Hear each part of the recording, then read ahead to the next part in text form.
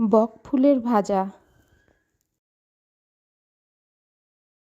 খুব সহজ এই রান্নাটাতে আমি ব্যবহার করেছি বেসন, চালের গুঁড়ো, একটু কর্নফ্লাওয়ার, লঙ্কা গুঁড়ো, হলুদ গুঁড়ো, হিং, কালো জিরে, একটু খাবার সোডা।